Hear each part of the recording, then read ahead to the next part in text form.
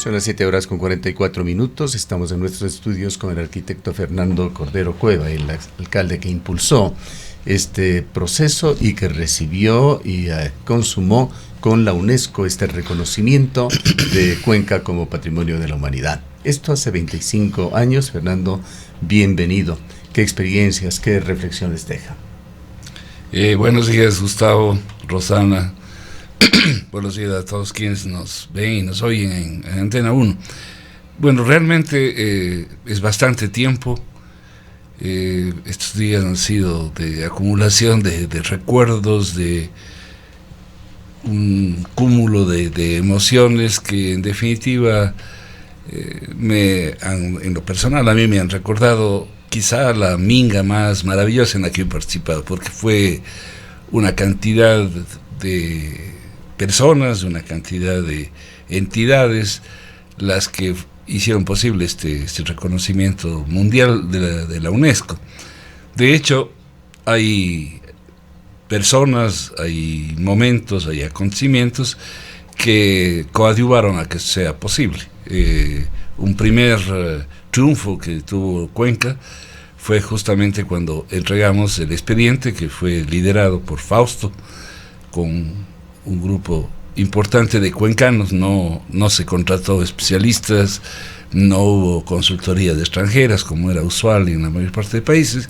Ese fue un esfuerzo puramente cuencano y fue un triunfo porque realmente cuando recibieron el expediente, la UNESCO le dijo a nuestro embajador en París que realmente era lo mejor que habían recibido en muchos años y que era justo lo necesario. No había ampulosidad, no había lo que decimos aquí latosos, no habíamos sido latosos, habíamos sido concretos y estaban muy claras las aspiraciones de Cuenca.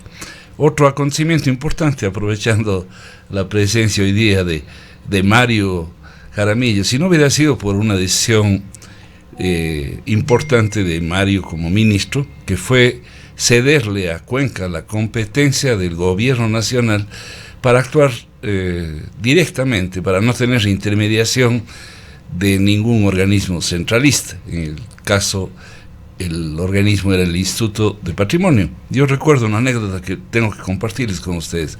Cuenca y Zaruma tenían la precandidatura, es decir, el Ecuador había anunciado en algún evento de la UNESCO que iba a presentar las candidaturas de Cuenca y de Zaruma. Cuenca logró este decreto, este acuerdo ejecutivo del ministro, de Mario, y pudimos actuar diligentemente y rápidamente. Zaruma hasta hoy día no presenta el expediente, lo cual es una pena, porque es una ciudad hermosa que es así, tiene inclusive riesgo de destrucción y no ha pasado por el proceso de la UNESCO. Fue una minga maravillosa adicionalmente porque incluso lo que ocurrió el primero, nosotros estábamos en Marrakech y aquí con la noticia que ustedes dieron, la ciudad se hizo cargo de su logro, ¿no? Porque realmente fue un triunfo ciudadano. Entonces espontáneamente, sin convocatoria, se armó quizás la fiesta más linda, la fiesta ciudadana. Nosotros nos perdimos por estar allá y claro, compensamos nuestra ausencia aquí con la emoción de recibir de manera directa de la mesa técnica del Comité Mundial de Patrimonio la noticia de que nos incluyeran para siempre en esta lista singular de la UNESCO como Patrimonio Mundial. Un momento crucial, culminante de un proceso de mediano aliento en el que participaron varias instituciones y personas. ¿Desde cuándo nació esta idea? ¿Desde cuándo se gestaba esta situación? Como bien recuerda Fausto, siempre había la polémica sobre lo histórico-cultural. Es decir, había unas divisiones de opiniones, evidentemente habían y existen todavía intereses contrarios, intereses inmobiliarios que hoy día se han sintonizado bastante con la idea del patrimonio. Perdóname la interrupción, recordamos esa demolición tan polémica que resultó del edificio de la Gobernación y las intenciones que existían muy claras de asfaltar el centro de la ciudad de Cuenca. Sí, esa fue inclusive en un momento en el que yo era alcalde, es decir, había la presión, llamémoslo así, de los transportistas, que decían que se dañan los amortiguadores, que se gastan los ejes de los carros, de una serie de cosas que eran. Claro, el tema de eliminar el adoquín puede ser, desde el punto de vista vial, mucho más interesante para una vía del tráfico, pero aquí no se trataba de cuidar a los carros, se trataba de cuidar un patrimonio que es integral, es decir, el adoquín es parte, si bien no es de la época fundacional, ni mucho menos, las calles de Cuenca eran en tierra o empedradas, pero es parte de nuestra historia. La polémica era peor. Durante los propios meses inmediatos anteriores a la declaratoria, todavía había dudas, no solamente cuestionando el proceso, sino ¿qué tiene Cuenca como para ser declarada patrimonio? Aquí hay una cantidad de cosas viejas que deberían demolerse. Se han cometido barbaridades en el centro histórico. Llegó tarde esa declaración porque hoy día sería poco menos que imposible que algunos elementos trascendentes, singulares del patrimonio de Cuenca sean demolidos, pero hay hechos interesantes. Cito uno: un grupo ciudadano. A ver, cuando yo me gradué de arquitecto, me voy un poquito más atrás, en el año 75, una serie de compañeros arquitectos, no solamente de mi promoción, nos reunimos y pusimos un nombre que hoy día pululan los colectivos. No habían redes, no había nada, simplemente había ganas de reunirnos y decir, hay que defender el patrimonio de Cuenca. Y nos llamamos Grupo Renovación, el nombre era contradictorio porque decíamos, Renovación y quieren defender el patrimonio. ¿Qué estaba ocurriendo esos días? Estaban demoliendo el Colegio de los Sagrados Corazones al finalizar la Bolívar. Y estaban demoliendo la iglesia de San Roque. El uno pudimos impedir, no se demolió totalmente la iglesia y le obligaron al demoledor a reconstruirlo. Fue el arquitecto Gastón Ramírez el que estaba haciendo la demolición, pero tuvo que respetar la fachada y la iglesia tuvo que ser reconstruida en el resto. Lo de los corazones lamentablemente se perdió y se hizo ahí contradictoriamente el Estado ecuatoriano compró para hacer un programa de vivienda del Banco Ecuatoriano de la Vivienda. Luego viene otro grupo ciudadano importante que dirigía Eduardo Vega, que se llamaba Acción Cívica. Y ese logró algo importantísimo para Cuenca, que en el año 82 sea declarado Patrimonio Cultural del Ecuador. A partir de ahí, las demoliciones se hicieron más difíciles, se hicieron menos frecuentes. Y eran los años 90. Eran menos, eran los 80. ¿En qué estaba motivado Acción Cívica? En que en el año 80 se hizo un estudio. Yo participé ahí como urbanista, estaba recién llegado de mi posgrado en el Brasil, y participé junto con una consultora española y una quiteña, Intexa Consulplan, y había una especialista de apellido Carrillo, arquitecta, que hizo un estudio, el primer inventario del centro histórico. Y claro, ella muy superlativamente destacaba la importancia del patrimonio, y eso llegó a conocimiento de Acción Cívica, de todos los cuencanos que en definitiva ya queríamos, antes de ese inventario, que Cuenca tenía mucho valor, y ahí se hicieron las gestiones pertinentes para que el Instituto de Patrimonio, el Ministerio de Educación y Cultura, en ese entonces le incluyen el patrimonio del Ecuador. Desde ahí empezaron seguramente una cantidad de voces a incentivar lo de Cuenca, es decir, a continuar, y justamente Eduardo Vega fue nombrado, me parece que director local, regional del Instituto de Patrimonio, y él promovió dos estudios, en uno de ellos con Fausto Cardoso, entre otros Fernando Pauta, Carlos Jaramillo, César Burbano Carvalho. Hicimos un estudio en el Barranco, y entre las cosas que se produjeron, se hizo un hermoso audiovisual con muchas fotografías, y se hizo unas láminas tanto desde la calle Larga como del Barranco, que tenían 17 metros de largo, dibujadas por César Urbano. Eran realmente unas obras de arte, porque César, además de arquitecto, era pintor. Eran maravillosos realmente esos dibujos. El alcalde de ese entonces, Pedro Córdoba, cuando vio esos dibujos ahí en el Salón de la Ciudad, en una exposición que hizo el Instituto de Patrimonio, dijo que esas láminas desde ese momento eran patrimonio de Cuenca. No sé dónde estarán a propósito, en alguna bodega municipal estarán, y eran muy lindas. En ese acto, que estaba repleto el Salón de la Ciudad, porque se hacía la entrega de este estudio. Para esto no quede en el vacío, recuerdo concreto que usted trae, claro, fíjate, y se haga una búsqueda. Y te voy a decir son documentos históricos y de enorme valor. Lo que era la contradicción en Cuenca. Había muchas emociones, ese día estaba muy lindo todo, y claro, al intervenir yo como uno de los coautores de ese trabajo, me acuerdo que dije informalmente, porque no era un discurso, sino era apenas una presentación previa al video, al audiovisual. En esa época no había ni videos, que Cuenca, y sobre todo su barranco, era tan singular, era tan especial, que bien valía que se considere su inclusión en el patrimonio de la humanidad, porque Quito estaba recién, años antes, incorporado. En el 78 Quito fue la primera ciudad en el mundo en ser incluida en el patrimonio de la humanidad. Quito es la número 1, nosotros somos la número 863. Eso causó, la mitad del auditorio se rió y la otra mitad se quedó callada.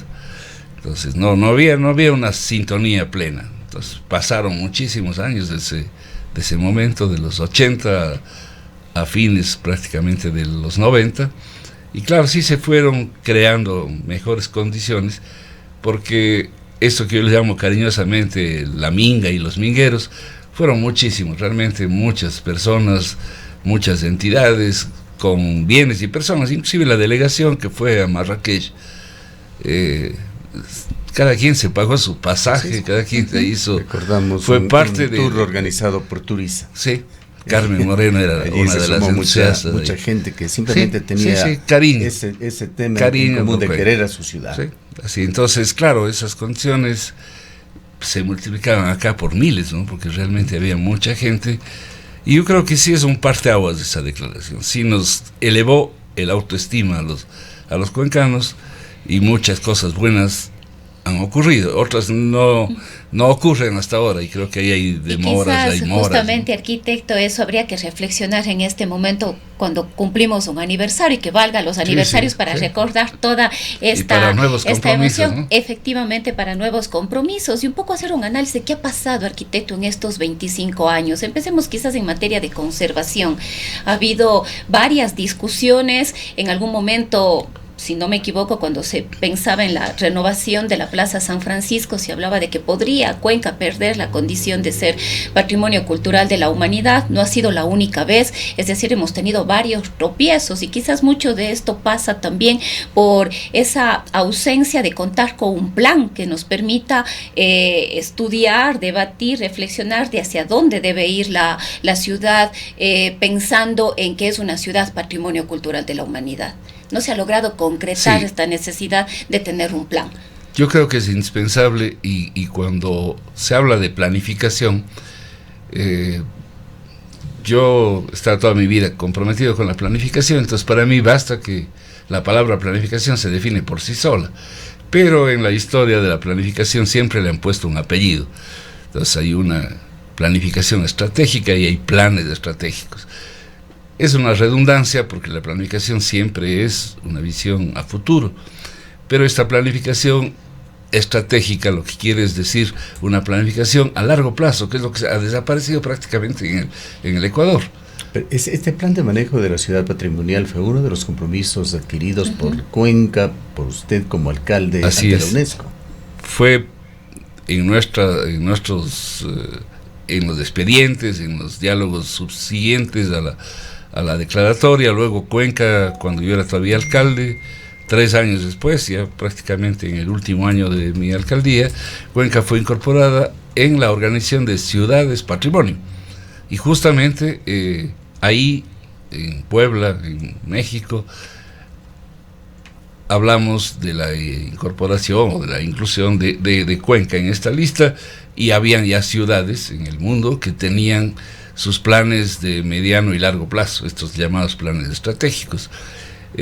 Cuenca tenía en el año 2020 un proceso muy interesante, en el 2000, para el 2020 se hizo un plan estratégico muy participativo, por eso digo, nos subió la autoestima.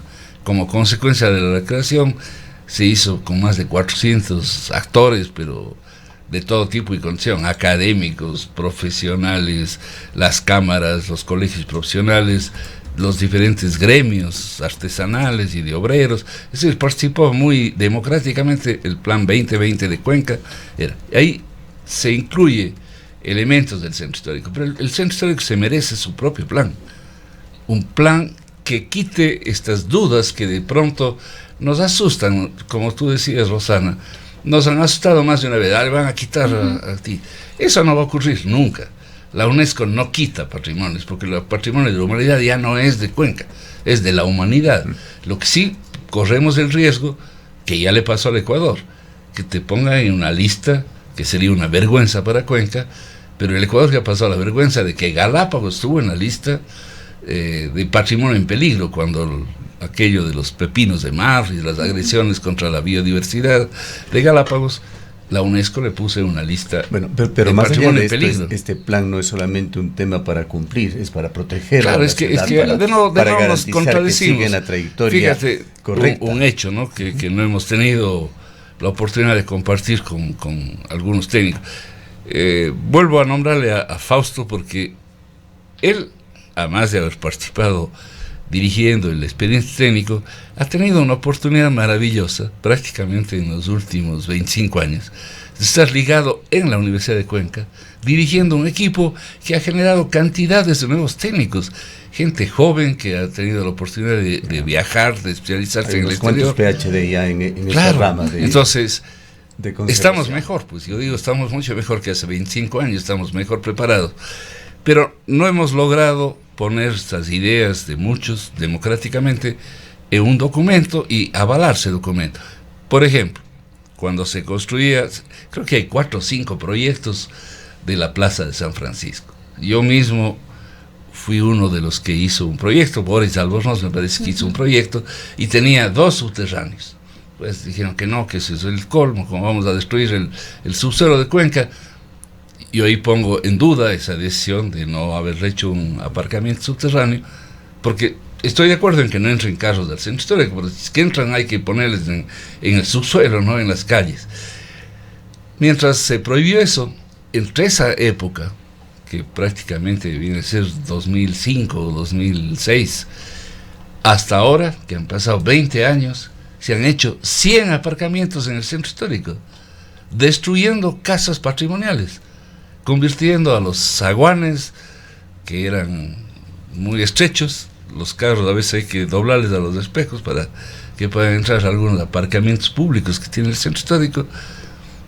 Y claro, contradictoriamente dijimos, no hay que hacer ningún aparcamiento en el espacio público. En el mundo entero, cantidades de ciudades patrimoniales. El Zócalo en México tiene un aparcamiento, en el Louvre, en París hay aparcamientos subterráneos. Es decir, es un tema que vale la pena debatir. Los carros no pueden seguir compitiendo con las personas 25 años después no podamos contar con ese plan. Ha habido falta de voluntad política, las discusiones, los debates quizás son muy complejos en materia de conservación de patrimonio, como usted dice, sí debemos tener, no debemos tener. Cuando pensamos en la restauración de una vivienda considerada patrimonial, si se incorpora el vidrio, se incorpora la madera, puede, no puede. Quizás las discusiones son extremadamente complejas y no hemos logrado poder avanzar en estos diálogos para poder tener, como digo, 25 años después, un plan. ¿Por qué se aprueban los planes en el Ecuador? No porque la gente quiera planificar. Por ahí hay unas leyes y unos reglamentos que les obligan, a los municipios les obligan a tener sus planes de ordenamiento territorial, y todos los municipios tienen, así no lo apliquen ni lo hayan pensado mucho, tienen sus planes de ordenamiento. No hay ningún organismo, pero la Constitución del año 2008 les da a las municipalidades la competencia exclusiva de los bienes patrimoniales, excepto los arqueológicos. Bastaría una decisión de la municipalidad, del Consejo Cantonal de Cuenca, Es decir, hasta el 31 o hasta el 1 de diciembre del año 2025 tenemos que aprobar un plan estratégico del centro histórico. El señor alcalde y los concejales deberían comprometerse justamente en este año jubilar del patrimonio, muchas gracias, en aprobar, porque es un plan indispensable para organizar el pensamiento. Pero aquí esto nos preocupa también un poco, arquitecto, porque a ver, pensemos cómo fue toda la discusión del plan de ordenamiento territorial para Cuenca, del plan de uso y gestión del suelo. A la final son discusiones, pero terminamos con planes que muy probablemente no cumplen o tienen ciertos errores y falencias respecto de lo que la ciudad mismo necesita. Y quizás todo eso pasa porque no nos hemos sentado tampoco a pensar qué ciudad mismo queremos, de aquí a mediano, a largo plazo, o sea, qué Cuenca queremos. Te pongo un ingrediente. Y en ese contexto, ¿qué rol juega el patrimonio? Te pongo un ingrediente peor. Estos temas, como el patrimonio de Cuenca, sí están considerados en el plan que se aprobó el PDOT. Pero están considerados que sí, es un tema importante, y como es importante, dejémosle para más tarde. Entonces te ponen en una transitoria del plan.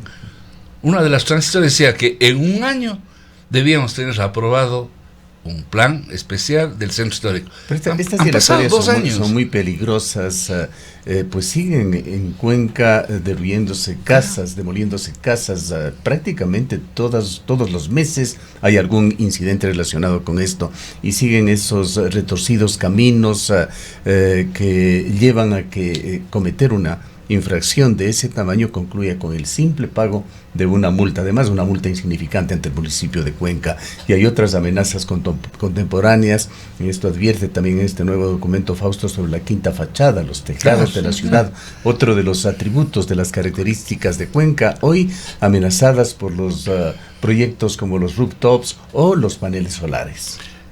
Sí, todos esos temas, que no hay cómo evadirlos porque son parte del día a día, no pueden estar alejados de un acuerdo general, que la municipalidad tiene la obligación de a esos acuerdos de desarrollarlos unas veces como ordenanzas, otras veces como reglamentos, pero tiene que haber una norma general, no una situación particular.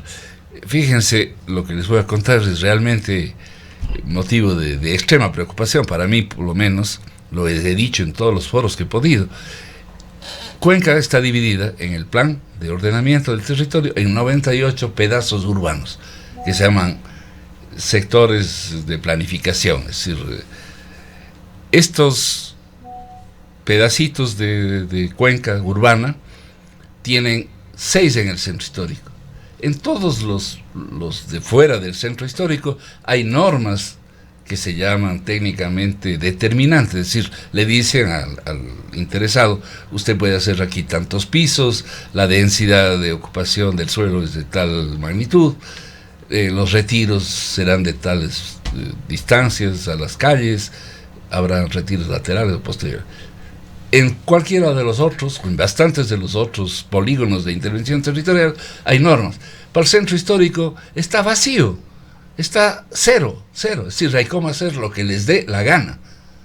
¿Quién determina qué se hace y qué no se hace en el centro histórico? La Comisión de Áreas Históricas, que es un grupo de personas, algunos son concejales, que no tienen rigurosamente capacidades normativas, pero que en ausencia de norma o con la debilidad de la norma que está aprobada por el plan, que dice en definitiva, hagan un estudio de las fachadas y a la comisión calificará si vale la pena o no hacer.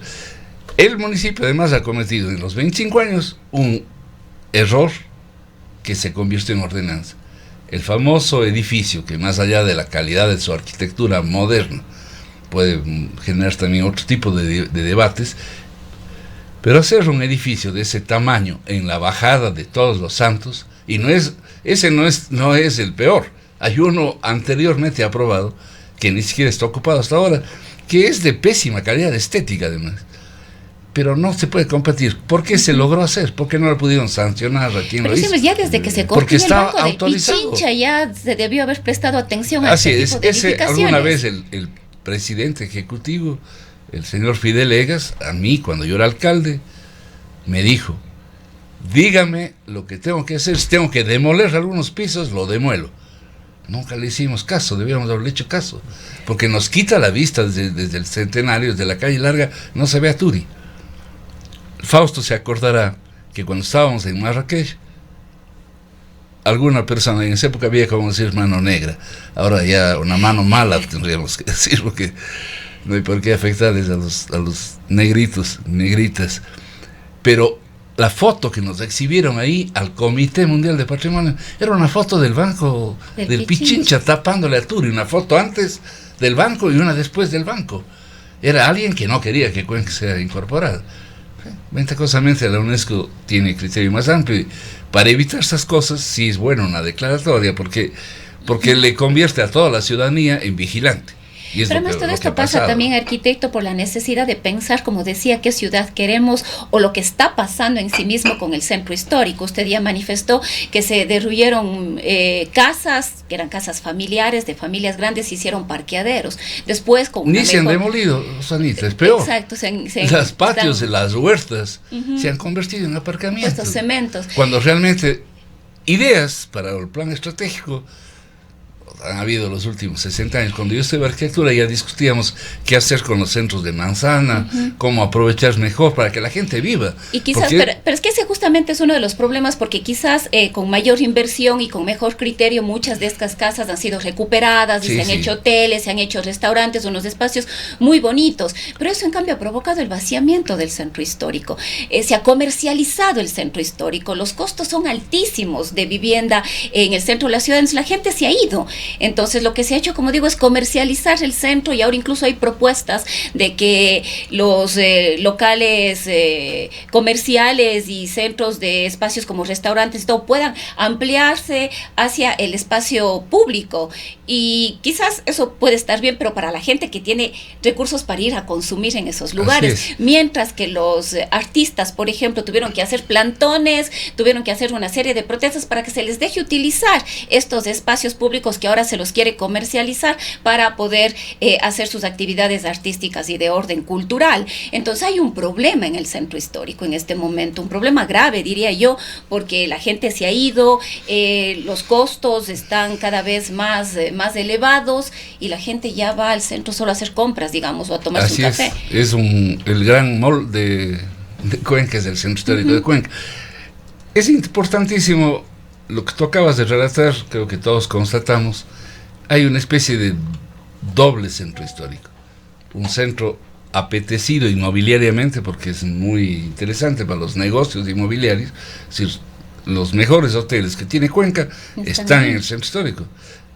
Yo he comparado en alguna conversación el mismo grupo económico que hizo el Hotel Dorado, hoy día es dueño de un hotel en Diagonal, que es una casa restaurada. Para hacer el Dorado, demolieron una iglesia patrimonial, una iglesia histórica. Ahí funcionaba en algún momento el Colegio Borja. Eso no se volvería a hacer hoy día. Hay una casa hermosa, recuperada. Pero, ¿cuántas de las casas del centro histórico están dentro de esa apetencia inmobiliaria? Bien, hay como 500 desgraciadamente casas. el tiempo 500 casas que están en riesgo. Prácticamente nuestro eterno enemigo, y desgraciadamente tenemos que cortar. Solamente les dejo una idea yo. Sí, quiero dejar a usted con un tema general, justamente el impulso que tiene que dar la ciudad en general, los gobiernos locales, la academia, la ciudadanía, para mantener de mejor manera y con una visión de sostenibilidad de largo plazo de esta ciudad patrimonial. Y quizás, arquitecto, añadirle ya para que usted se despida un comentario final también, porque hay varias inquietudes sobre sus criterios respecto de la intervención que se ha hecho en la escalinata con esta infraestructura para las personas con discapacidad y otros. Les decía hace un momento, les quiero dar una idea y ahí incorporo todo lo que se me han preguntado. Creo que los medios de comunicación y ustedes se diferencian de muchos medios justamente porque están incentivando este debate ciudadano tan necesario para democratizar la elaboración de un plan. Creo que debemos comprometernos todos en presionar a quienes tengamos que hacerlo, a las universidades, a todos los colectivos culturales, de tener este plan, porque de nuevo seguirán aprobándose de una en una las intervenciones. Yo creo que habrán tenido las mejores intenciones para recuperar la escalinata. Que tiene que venir de la mano también de un plan estratégico para Cuenca, que es otro enorme déficit. En el año 2010, yo siempre he valorado positivamente, la Asamblea aprobó la unión entre planes de desarrollo y planes de ordenamiento territorial. Antes era el uno por un lado, el otro por otro lado. Hoy día los planes de ordenamiento del territorio y de gestión, en el caso urbano, los planes como el que se aprobó en Cuenca, tienen que estar del lado del plan de desarrollo, es decir, primero un plan de desarrollo a largo plazo. Yo les dije hace un rato y no completé la idea, lamentablemente hemos perdido la planificación de mediano y largo plazo. ¿Quién es elegido presidente? 2050. El que le eligen presidente tiene que pensar en 4 años. Al que le eligen alcalde tiene que pensar en 2 años, porque cada 2 años se elige presidente y tienen que modificar el plan. No hay ningún plan, no hay planes.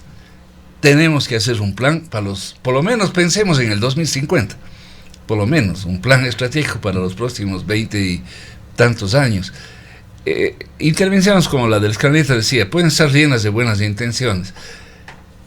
Podemos entrar en la polémica si vale la pena darles importancia a las bicicletas, a las sillas de rueda, creo que finalmente estaremos de acuerdo.